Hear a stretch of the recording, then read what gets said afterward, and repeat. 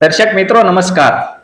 શું આપ સૌને ખબર છે ગુજરાત સરકાર દ્વારા દર વર્ષે માનવ કલ્યાણ યોજના અંતર્ગત અલગ અલગ વ્યવસાયોમાં લોકોને આર્થિક રીતે સદ્ધર થવા માટે અને સ્વરોજગારી હેતુ મદદરૂપ થવા માટે અલગ અલગ 10 જેટલા સાધનોમાં સહાય આપવામાં આવે છે। જી હા દર્શક મિત્રો, આજના આ વિડીયોમાં આપણે આ માનવ કલ્યાણ યોજના વિશે વિસ્તૃતથી સંપૂર્ણ માહિતી મેળવીશું, માટે વિડીયોને અંત સુધી જોવાનું ચૂકશો નહીં।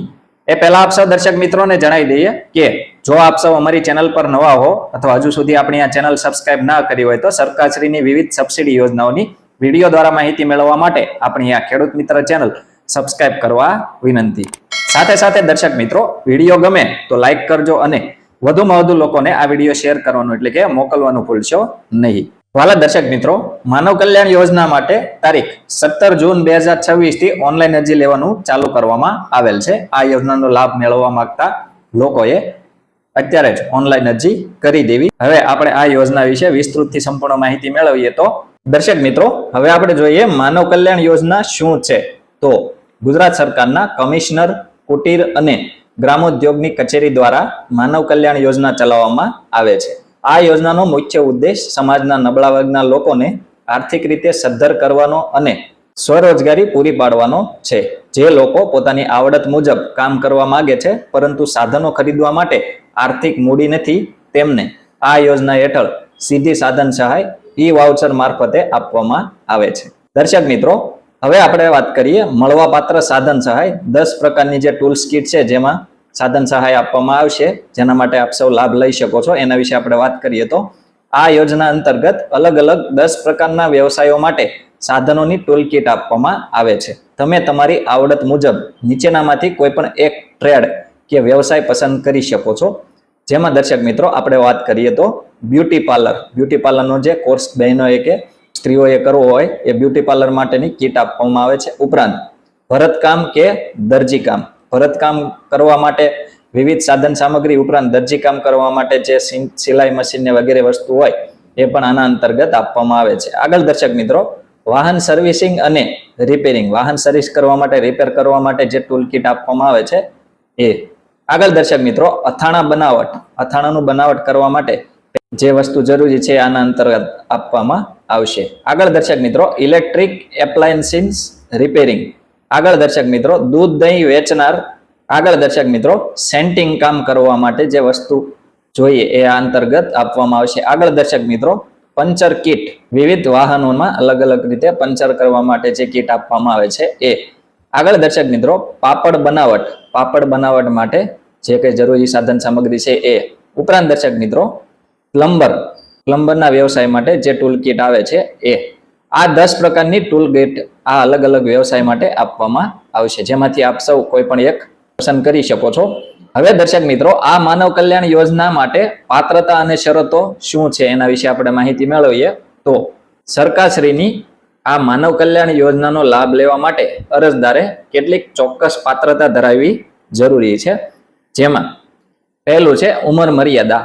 જે તે અરજદારની ઉંમર 18 વર્ષથી 60 વર્ષ વચ્ચેની હોવી જોઈએ, એટલે કે 18 થી 60 વર્ષની વચ્ચેની જે અરજદારો હોય તેઓ આ યોજનાનો લાભ લઈ શકે છે, ફોર્મ ભરી શકે છે। ઉપરાંત દર્શક મિત્રો, આવક મર્યાદા।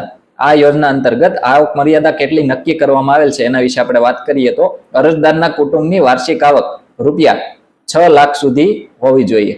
આ માટે તાલુકા મામલતદાર અથવા નગરપાલિકાના કોઈ વ્યક્તિ હોય તો નગરપાલિકા ચીફ ઓફિસર અથવા મહાનગરપાલિકાના હોય તો મહાનગરપાલિકાના અધિકૃત અધિકારીનો આવકનો દાખલો રજૂ કરવાનો રહે છે।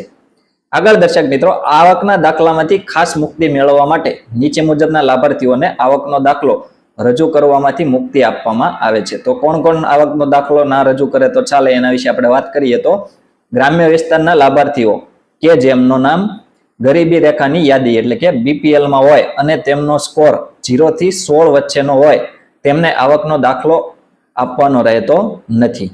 ઉપરાંત દર્શક મિત્રો, અનુસૂચિત જાતિ એટલે કે SC પૈકીની અતિ પછાત વર્ગની 12 જાતિઓ જે છે એમના માટે આવક મર્યાદા લાગુ પડતી નથી।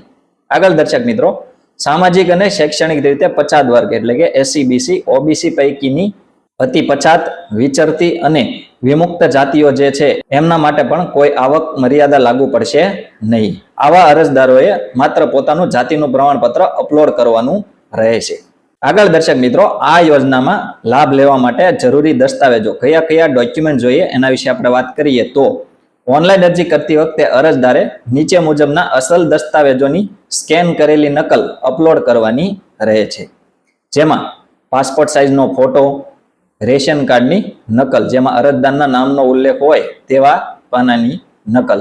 આગળ દર્શક મિત્રો, જાતિનું પ્રમાણપત્ર એસસી એસટી કે ઓબીસી વર્ગના જે વ્યક્તિ હોય, અરજદાર હોય, એમણે જાતિનું પ્રમાણપત્ર અચૂક રજૂ કરવું. ઉપરાંત દિવ્યાંગતા અંગેનું પ્રમાણપત્ર, જો કોઈ લાભાર્થી, જો કોઈ અરજદાર દિવ્યાંગ હોય, વિકલાંગ હોય તો એમણે દિવ્યાંગનું પ્રમાણપત્ર રજૂ કરવાનું રહેશે. આગળ દર્શક મિત્રો, આવકનો દાખલો સક્ષમ અધિકારીનો, ઉપર આપણે જે હમણાં વાત કરી એ મુજબ જે તે સક્ષમ અધિકારીશ્રીનો આવકનો દાખલો રજૂ કરવાનો રહેશે. આગળ દર્શક મિત્રો, આધાર કાર્ડ, જે તે અરજદારનું આધાર કાર્ડ, ચૂંટણી ઓળખ કાર્ડની નકલ, ચૂંટણી કાર્ડ જે આવે છે એની નકલ. ઉપરાંત દર્શક મિત્રો, ઈ શ્રમ કાર્ડ, જો તમારી પાસે ઈ શ્રમ કાર્ડ નથી તો ફોર્મમાં આપેલી લિંક ઓપન કરી નવું કાર્ડ કઢાવી તેની વિગત નાખવાની રહેશે. એટલે કે ઈ શ્રમ કાર્ડ આના માટે ફરજિયાત છે. ઈ શ્રમ કાર્ડ કઢાવેલ ના હોય તો આપ સૌએ ઈ શ્રમ કાર્ડ કઢાવીને આમાં ફોર્મ ભરવું. ઉપરાંત દર્શક મિત્રો, અરજદારનું સેલ્ફ ડિક્લેરેશન એટલે કે એકરારનામું જે આવે છે એ આપ સૌએ અપલોડ કરવાનું રહેશે.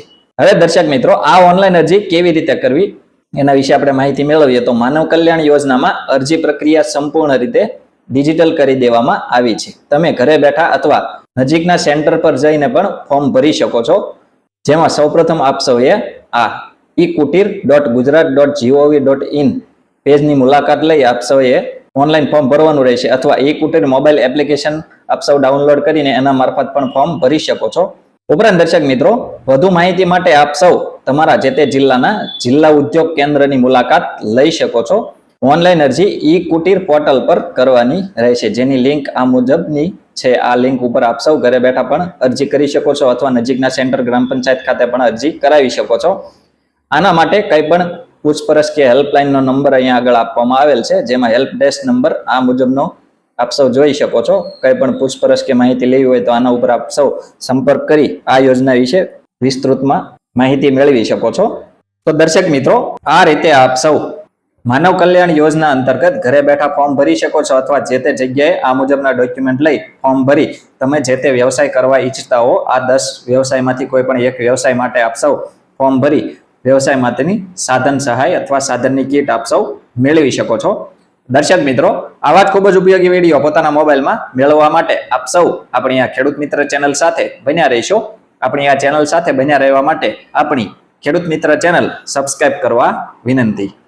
જો આપ સૌને અમારો આ વિડીયો પસંદ આવ્યો હોય તો વિડીયોને લાઈક કરજો અને વધુમાં વધુ લોકોને આ વિડીયો શેર કરવાનું એટલે કે મોકલવાનું ભૂલશો નહીં, જેથી દરેક લોકો સુધી આપણા આ વિડીયોની માહિતી પહોંચી જાય, તેઓ પણ આ યોજનામાં ફોર્મ ભરી શકે. ઉપરાંત આ વિડીયો બાબતે કોઈ પણ પ્રશ્ન કે મૂંઝવણ હોય તો કોમેન્ટમાં આપ સૌ અમને જણાવી શકો છો. અમે આપ સૌના પ્રશ્નોના સંતોષકારક જવાબ આપીશું. આભાર.